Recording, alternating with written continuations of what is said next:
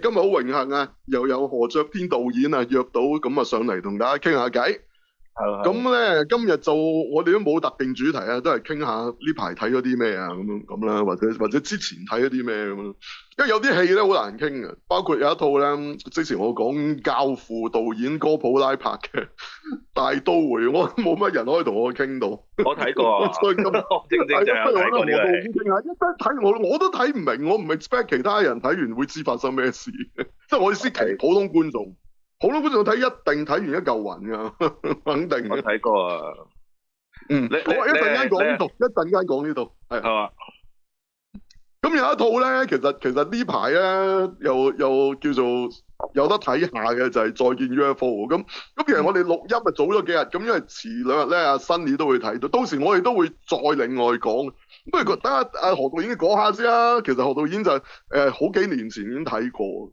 係啊，我估啊，應該係我唔知佢幾時嗰個電影節嗰陣時放嘅，應該第一次放啊，第一次放映。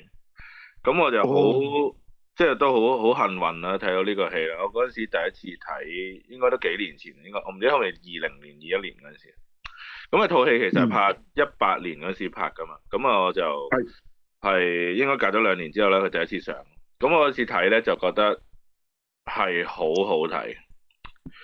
即係我覺得係，因為佢講嘅係香港嘅一段可能由80年代開始嘅一段歷史啦，你可以甚至乎，即係好多一啲，即係可能我雖然未必經歷過80年代，即係我80尾嘅，咁我可能早期啲嗰啲未必經歷到，但係其實當中裏面好多 element 其實或者啲情節咧，其實都係同我哋有好大嘅關係啊咁樣，即係例如97年啊。金融風暴啊，咁即係其實佢係編年史嘅，即係一個香港嘅一個回顧咁樣咯。我覺得咁都同埋就主要係講阿 Sa 啦，同埋天佑啊、佑南啊呢3個人佢哋嘅即係人生嘅軌跡啊，之後佢哋又點樣相遇翻啊咁樣，因為佢哋童年咧華富村嗰度咧好想影 UFO 咁樣。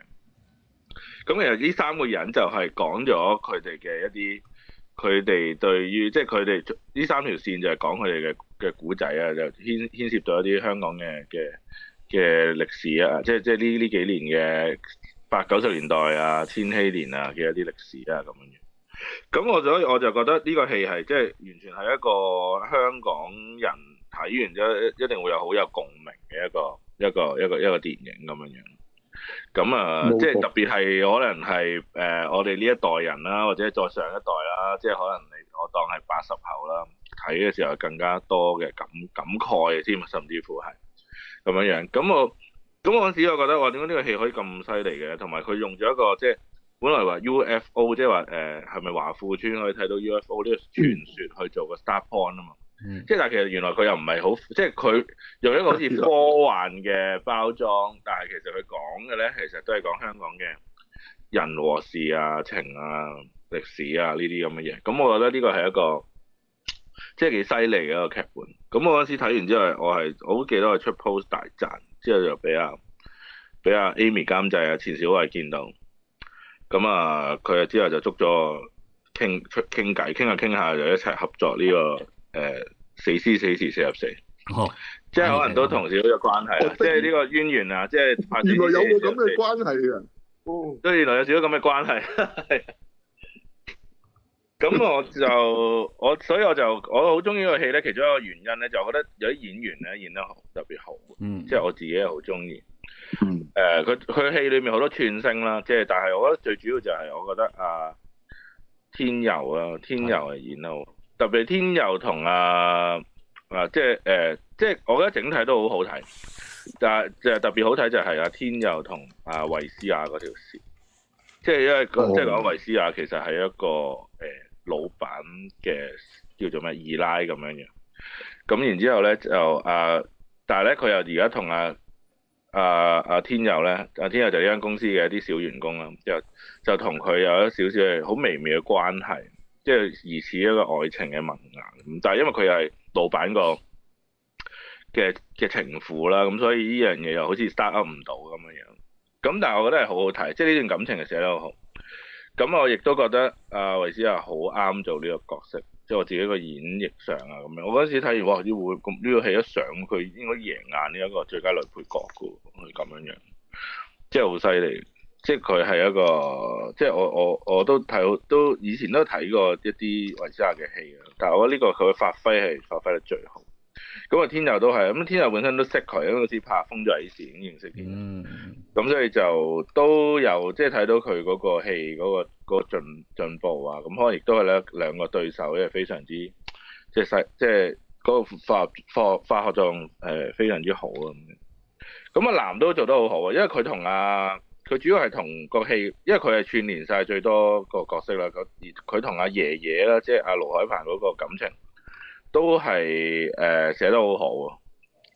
咁啊串聯埋一齊之後咧，咁啊特別阿鵬哥係即係做阿爺咧，係好有嗰種，即係佢講佢係一個好愛國啦，好想即係見證住97年香港可以即係所謂回歸中國啊，即係呢啲 moment 啊咁樣樣。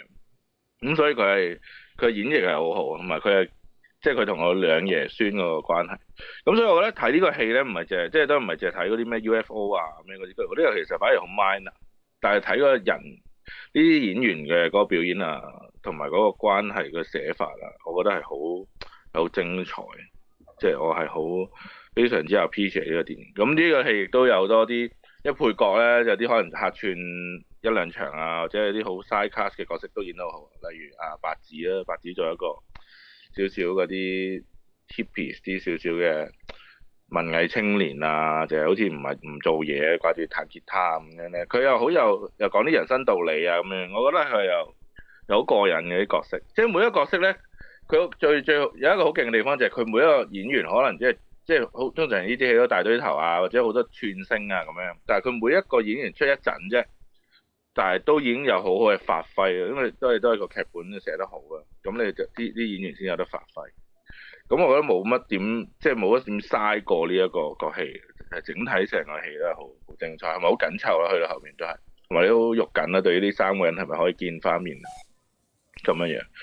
咁所以我就覺得呢個戲係，即係我當年就話呢個戲一上應該贏硬呢個最佳電影嘅喎，但係好可惜啦，即係擺咗太耐啦而家，但係都好慶幸都叫做上到畫，同埋都即係入圍到呢個金像獎個資格啦咁樣樣。咁所以我覺得即係特別係以今年嗰個可能整體個電影嗰個水平唔係話特別標青啦，冇其他好大嘅競爭嘅。我呢個戲如果多啲人睇到，多啲人投票，即係選民投票咧，咁我應該可以有一個唔錯嘅收穫咯。不過就唯一就係即係而家睇就係即係可能有啲人啊嗰啲已經變化都好大啦。即係好似而家睇翻天佑阿南咧，個樣已經變晒7年係啊，7年啊，真係好誇張啊咁樣樣，即係大家都變晒啦咁樣樣。咁我覺得呢個係比較即係會有少少，即係好多人咧同我講話，我最中意嘅香港今年香港電影係再影 UFO 咁樣，但係對我嚟講好似相差咗，好似好多年前睇過咯咁樣，即係我就唔成日人哋問我點解你唔寫最係喎，我唔記得咗呢套戲係今年先上咁樣，咁我就會即係我就會好成日遺忘咗，其實佢係今年先正式上映嘅電影。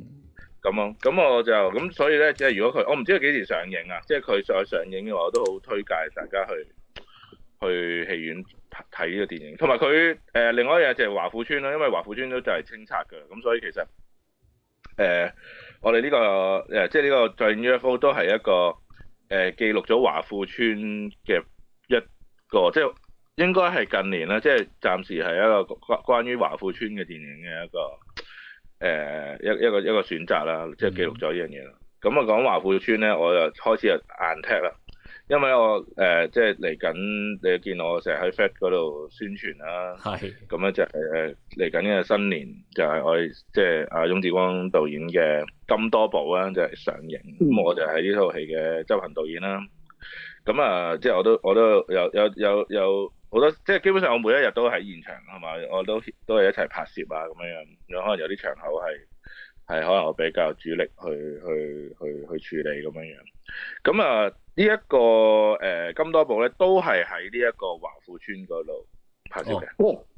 係啊，即係咁啱都係，雖然即係而家未，可能大家未睇啦咁樣，但係其實都係一個同華富村有少少淵源嘅作品嚟嘅，即係都係講阿鐘雪佢哋嗰一家人係住喺華富村，同我嫲嫲住喺華富村，咁所以就係有一個咁樣嘅我哋都記錄咗好多華富村嘅一啲外貌啊咁樣嘅一啲特色嘅嘢。咁當然就係再 UFO 係多啲嘅，因為佢直頭善用咗嗰個傳說啊嘛，即係華富村 UFO 呢樣嘢，同埋佢拍嘅景啊日數係比我哋更加多啊。咁我哋係即係都盡量利用咗華富村嘅一啲外在環境啦、外景有啲單位我哋喺嗰度拍啦，個井字單位同埋嗰個外景嗰啲嘅，咁所以都係一個同記錄華富村嘅一個影視作品咯，係啊。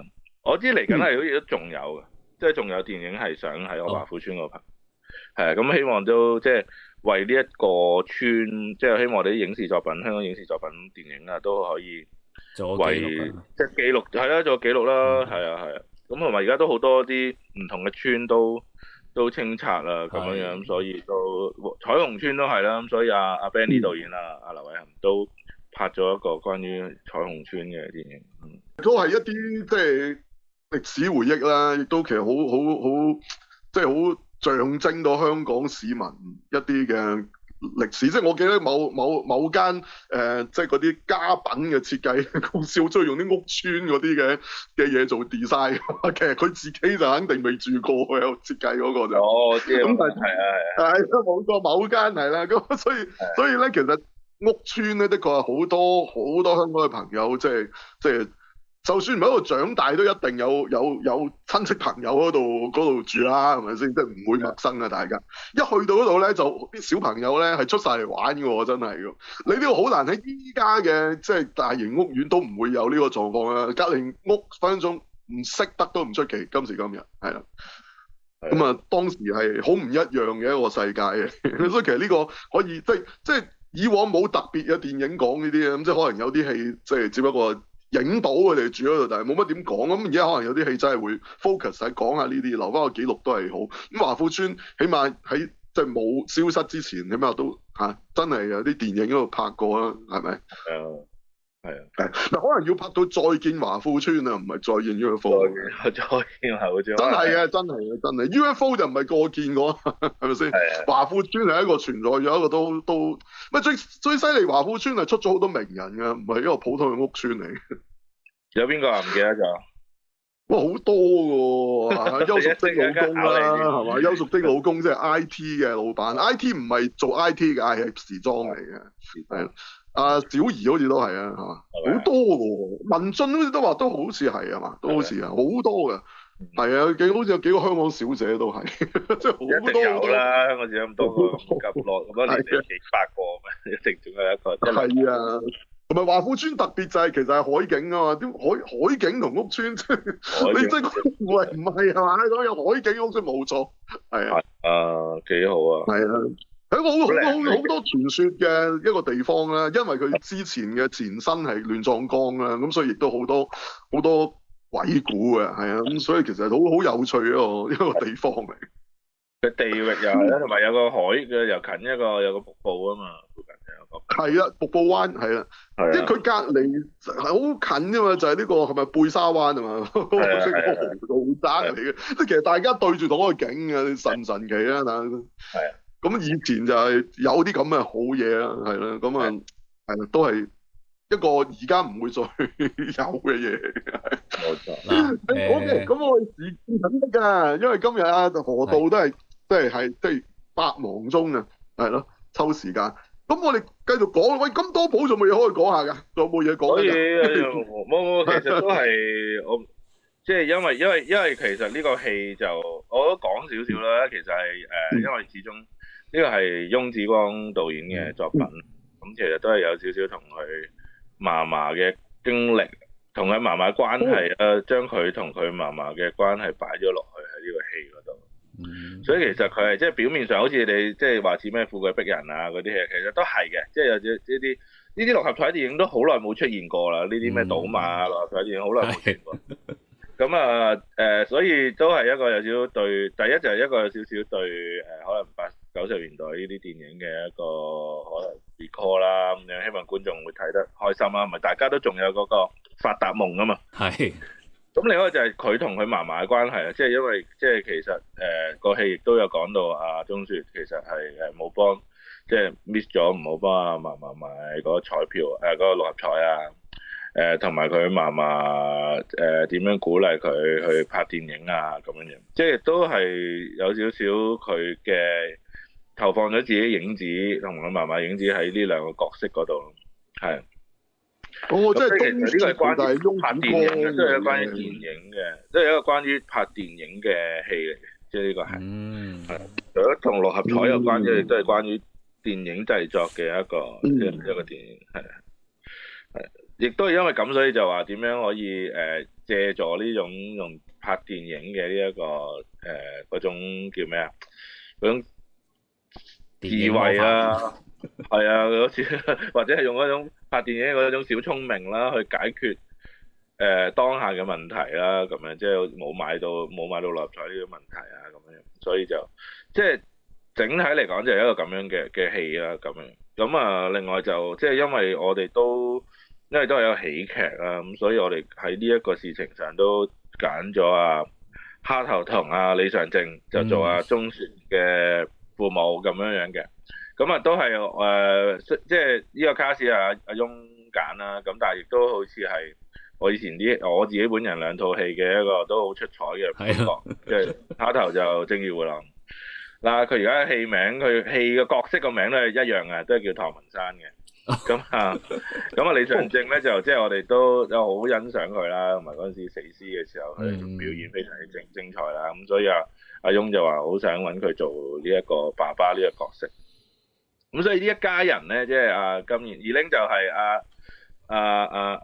翁好中意啊，即係合作咗好多次啊，基本上套戲都有佢演啦，甚至當年贏埋呢個大會長門就贏咗呢個最佳女配角添咯。咁所以其實翁同二玲金燕玲就好 friend， 根本上呢個係為佢度身訂做咁樣，亦都係其實原來都好有趣，即係其實可能你都即係有睇啲新聞都有講過啦，原來即係都係金燕玲第一次拍賀歲片。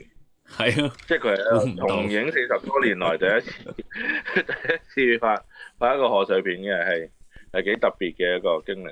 咁同埋阿雪就我哋都合作過好多合作過啦，正義迴廊嗰陣時咁，阿翁又其實即係都係我哋合作即係經常合作嘅一個演員啦，同埋佢都非常之 talent 啦，係咪先？咁我哋所以就諗咗呢一個呢個組合啦，咁Eden 就係我又同佢合作咗一次啦，咁阿翁就之前嗰個爸爸又有佢啦，咁另外嗰個紙盒藏屍嗰個又有 Eden 啦，咁所以就其實今次係佢哋第3次合作啦，咁我就即係我哋加埋係同佢合作好多次，即係我同阿翁點樣加埋同阿 Eden 合作咗，今次都真係已經係即係好似第5次合作，三四次合作咁樣。咁因為佢其實佢嗰個喜感係好高嘅，即係我覺得佢越嚟越進步，真係，即係佢係好令到好 lead 到成件事嘅一個演員嚟，咁加埋同阿蝦頭同阿正佢哋嗰啲化學作用，咁所以成個氛圍都係非常之，即係成個拍攝過程都係好輕鬆愉快，好搞笑咯。咁同埋仲有一個特別。介紹2個啦，即係你睇嗰陣時都可以留意下。一個咧就叫李海林，咁我哋叫小方，就係演雪嘅細路嘅。咁佢喺個戲裏面都係一個叫咩自閉兒童啦，但係佢係好犀利嘅呢個小朋友，而家10歲，唔知11歲咁樣，但係佢係好有 talent 去做戲係。咁佢已經係拍過電影㗎啦，咁不過可能未必大家睇過，就係佢拍過陳果導演嘅鬼同你住。佢鬼同你住有隻鬼嘅，係啊，鬼嘅，喺太保屋企嗰度有隻鬼嘅。咁叫鬼同你住啦，咁係一個幾犀利嘅一個演出嚟，其實幾好睇啊，演得好好。嗰陣時好似唔知5、6歲嘅啫。咁啊，另外就係阿翁今次嘅金多寶啦，同埋咧其實咧我哋阿翁子光其實仲有一套叫超風啦，咁啊未上映啦，係一套比較獨立啲嘅製作，都係由阿小火龍嘅演出嘅。我有睇過啲片咧，又係非常之犀利呢個小朋友。咁啊我覺得大家可以今次睇呢個戲嘅時候都可以即係留意下呢個小朋友。其實都唔使特登留意，因為佢有好特別嘅，佢有好神奇嘅存在。咁啊，另外就係我哋隻狗仔咧叫 Kasky 啊，咁佢後戲裏面都係一個即係我哋花咗好多時間啦，同埋佢嘅主人都好合作啊，好幫忙啊，同埋佢自己都好勁啊，一隻金毛尋回犬都會係，我覺得都係會係有好多嘅。即係佢都好多表現啊喺呢個戲裏面，咁所以呢一家人係非常之可以，即係大家都嗰個配合都好好啊，個化學作用好，所以我覺得觀眾都可以去了解下呢一個即係睇嘅時候都可以留意下佢哋嘅演出。嗱，好多人睇完第一個話頭咧就講啦，喂，賀歲片咁少人做嘅，其實係唔係啦？梗係，其實有好多人。我哋好多串星嘅，我哋好多串星，你睇海報就知啦，係啊，你自己發掘下海報裏面寫咗好多人。會唔會有再一個話頭係會見到其他演員嘅？會啊，就應該知就出噶啦，係啊，就出啦，係咯。你期待下，同埋我又唔講咁多啦，呢個就即係明白，呢個就你自己再發掘下啦，呢個再睇，OK。係啊，費事講太多穿橋啊。我哋唔提及㗎。係啊，唔係我驚我自己講漏口啊。明嘅。我哋講嘅都係啲後邊嗰啲嘢。講得太興奮啦，我驚我自己講得太興奮。明白嘅。唔使大橋出嚟，我咪當大家。我哋之後等佢上咗先，係再講多啲好啊。咁我哋一趁仲有啲時間啊，我哋講下頭先我哋咪提過咧嗰套大都會啊，好拉嘅，我講埋先啦，因為係咯，仲有啲時間。你係咪喺戲院睇㗎呢個戲？我戲院睇。戲院睇啊！我喺電影節，我都係喺戲院睇嘅。其實咧，我就知道咧，即係我之前咧，我睇好多嗰啲新聞咧，講到套戲咧好差。咁但係咧，我睇嘅時候咧，我就覺得咧，佢係咪好睇咧？我又唔覺得佢特別好睇，但係又唔係咁差咧，又唔係。我覺得佢有啲行得好前，又或者係佢講嗰啲嘢咧係。如果佢廿年前拍咧，咁可能會好好。點解咧？反而係廿年前。我有種咁嘅感覺，即係佢有啲概念，可能係如果廿年前佢已經拍到咧，咁就行得好前啦個感覺就係。但係而家咧就係有種，咦係咪而家已經有少少？因為我哋而家又已經進入咗一個新嘅世代啊，我哋對好多認知已經好唔同啊，對個政治啊，對又有 AI 啊咁樣。咁所以嗰啲嘢咧就令我覺得就係，咦如果即係可能老人家廿年前諗到嘅橋咧。係好好嘅，但係咧你唔止廿年添啊，估都30年前，即係佢哋而家30年之後先拍得成咧，咁嗰個世界變咗天啊嘛，即係太多嘢唔同啦，即係已經好似仲講呢樣嘢，咁會唔會有少少即係有啲烏托邦式嘅嘢咧咁樣？咁我會有啲咁嘅，即係有啲咁嘅諗法啦，即係如果係咪20年前出到，即係會係超級經濟巨作，但係而家就遲咗啦，可能係咁。即係好多大導演都係嘅，邊個嗰個 Terry Gilliam 嗰個啦，唐吉柯德咧，又係 Adam Driver 做兩套咁啊！即係我覺得又係咯，我睇完之後，喂，做乜嘢呢套戲？但係可能真係廿幾30年前，如果佢拍得成咧，佢又係好勁啊！可能就係，即係嗰個年代嘅話，佢又走得好前，可能咁。咁我又覺得呢個大都會佢有佢嘅一啲佢嘅諗法啦。導演將佢自己好多對烏托邦嘅寄望一啲諗法啊，一個理想嘅美國啊，可能係咁，或者佢講嘅美國嘅一啲嘅墮落啦，或者係點樣去形成一個烏托邦咧？咁佢就係個 creator 咯，佢就係嗰個 Adam Driver 嗰個角色咯。但係當中有好多困難啊，好多阻撓啊咁樣。咁但係我就覺得可能即係觀眾未必咁容易 get 到佢。不過可能呢啲戲咧，我有時諗咧，即係你而家當下覺得唔好睇啊，或者咩啦，唔知做乜啊。咁但係可能過多我唔知啊，我純粹吹水啊。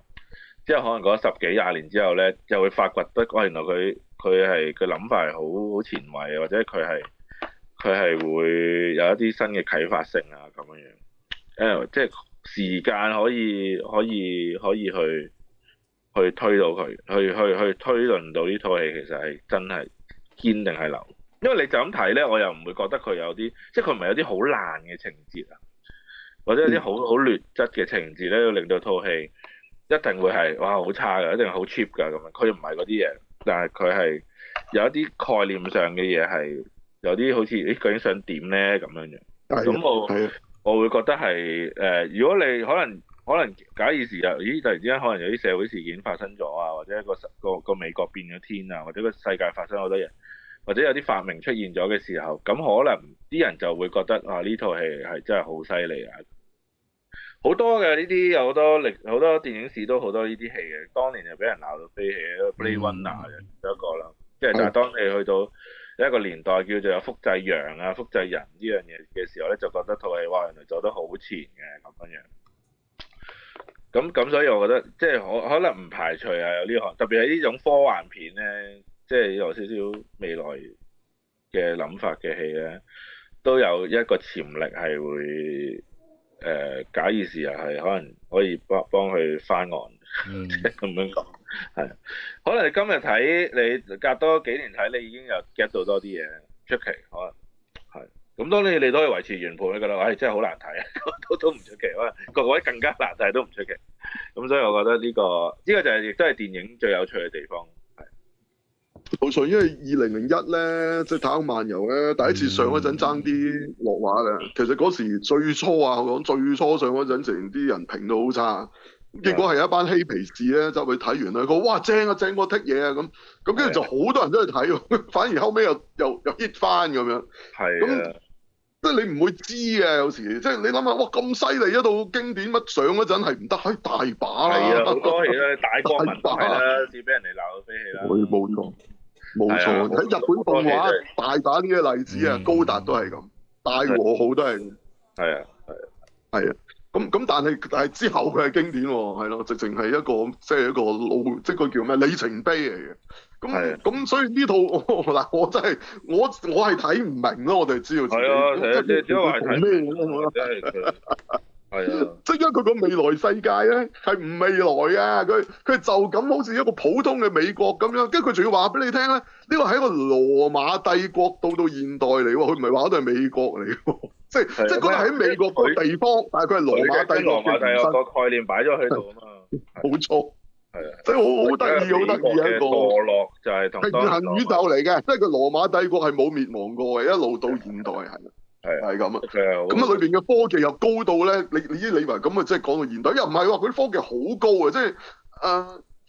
即係你俾人兜槍打到個頭咪死㗎啦，唔係佢可以即係醫翻嘅喎，生翻出嚟嘅喎。係啊，佢可以逆轉時空添，可以控制時間。咁所以呢個就有少少令到啲人有啲拗頭啦，呢樣嘢。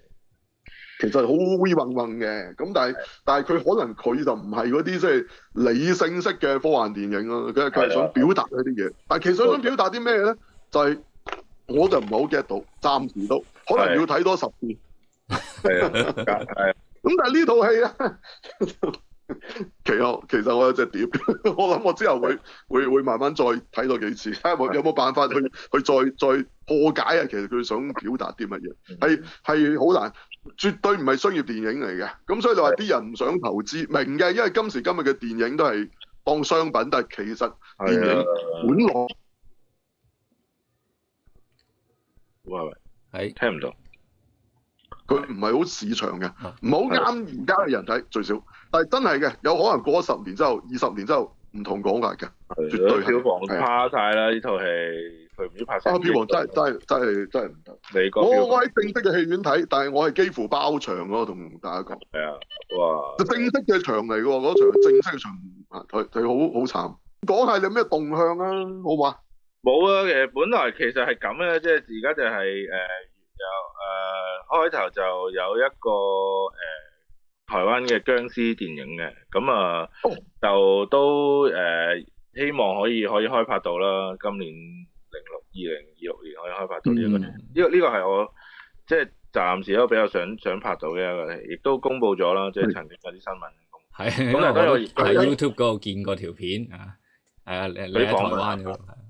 係，咁同埋另外就係有一個嗰啲叫做即係其實我都有好多 project 嘅，即係可能我都想希望可以有啲同改編舞台劇啊嘅一啲作品啦咁樣樣。因為我呢幾年都睇好多舞台劇啦，同埋甚至乎希望都有機會可以參與一啲舞台劇嘅製作啦咁樣樣。即係因為我自己因為近呢幾年睇好多舞台劇啊，咁樣我自己都對呢樣嘢都有好多興趣啊咁樣，同埋好多舞台嘅劇本其實都寫得好好啊，即係我覺得佢可以影視化嘅，咁我都覺得好多都可以，所以我就都物色緊一啲舞台劇劇本可以轉化成為一個電影劇本。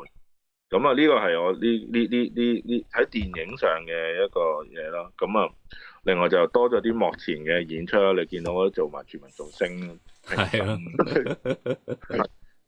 咁啊學到好多嘢嘅。即係有陣時做幕前，你又學到好多嘢。咁因為同埋都 learning 啦，即係因為點解做幕前？因為揾錢啦，揾食啦，因為即係嗰陣時睇，因為我以前冇呢啲 training，即係我讀書嘅時候冇乜啲表演嘅 training，但係我覺得即係電影即係睇表演，演員表演係好重要，咁所以我就覺得即係同埋如果我學懂呢一樣嘢嘅，或者我自己都係一個演員或者多啲演出嘅話，咁我可以同演員嗰個溝通會再更加 close 啲咯喺個位。好似嗰個李滄東都有講啊，即係如果你想拍好嘅電影咧，你即係有啲機會你都可以做下演員，感受下嗰一樣嘢。咁所以我都會嘗試去即係多啲去做一啲幕前嘅演出啦，同埋佢唔係好嘥時間，唔係好 spend time，唔好用嘥時間，即係唔係好花你好多時間。通常咧，其實你日日睇住嗰個全民造星，好似日日都見到，但係其實拍咗2日嘅啫嘛，即係好多時候都咁，其實拍嘅日數唔係好多嘅。咁樣，但係就可以整好多嘢出嚟。咁我都會參與好多，都盡量參與一啲製作啦，可能客串1-2日啊咁樣。嗰個咩我都有份演，嗰個頭先講啊彩虹村嗰個都有演。演咗少少啦，剪咗好少，可能剪走嗰度先。但係唔緊要，最緊要係我有得去經驗啦，參與。係啊，冇錯，係就係咁，大概係咁啦，成。咁我之前咧，你咪話有套打籃球嘅戲咧，嗰度點啊？冇啦，邊有人投資打籃球太可惜。係啊。唔係，但我都好希望咧，都見到有一啲籃球嘅小説咧，都有睇過啦，即係本土作家。之後都希望有機會可以將呢啲小説啊，或者呢啲可以變成一個電影或者劇集咁。但係呢個係一個好難嘅投資嚟，我都相信。即係一啲運動電影唔係咁容易。好難拍。好難，係。好難，就係咁。即係呢個唔知咩日本咧係拍得幾好啊？唔知點解即係呢方面係多咧又有啊，係咯，有人啊比較多啊，市場比較大啊咁有多係。即係你知佢哋動畫啊或者咩都好多係即係同某一種運動啊，又好誇張，有絕招到係好現實，都係有。係。要好大嘅群眾基礎咯，就係而家就係咁係，即係你講你拍到籃球電影，因為之後啲人就會質疑你啊，咁香港有幾多人睇籃球先？其實就唔係好多嘅，即係嗰個數，即係嗰樣嘢唔係特別多到可以夠去填呢個戲。即係講真，你香港咁耐以嚟就係得個少林足球係真係賺錢啊，但係因為嗰個周星馳啊嘛，係咪？佢最終係要打，佢都要打㗎，係咪先？佢唔係就咁純粹一個足球。係冇錯。佢係摸定佢係功夫加足球先可以有成果，咁咪都唔得。我諗點5步已經算係第2啊，係，但係佢都唔係特別，即係唔係話非常之咁佢好低投資啦。電影個電影咁佢又唔係即係佢唔係一個大賣嘅戲，但係已經係一個比較出彩啲一個，即係比較起碼噏得出名啊，大家都嘅一個作品，係，即係咁。的確係難嘅，呢個要係啊，即係你有金主嗰下嘢啊嘛。係。我即係暫時呢個就冇喐住啦，所以就冇。係。好。咁即係而家就係等嗰個殭屍嗰套，而家就係等緊。係啊，殭屍嗰個。嗰個殭屍係中國殭屍啊！你啲真係中國殭屍。好耐冇。係係少少輕鬆嗰只啊，定係 serious 嗰只嚟㗎？輕鬆啲嘅，輕鬆唔係核突。輕動啲，即係都係嗰啲僵屍先生咁嗰個類。輕鬆啲咯，九姜清道夫嗰啲。喜劇啲啦，喜劇啲啦，感覺喜劇啲。好。唔係因為台灣本身就佢哋以前都拍好多嘅，即係由阿林正英開始有呢個風就其實唔係喎，台灣佢有冇拍過喎？係咩？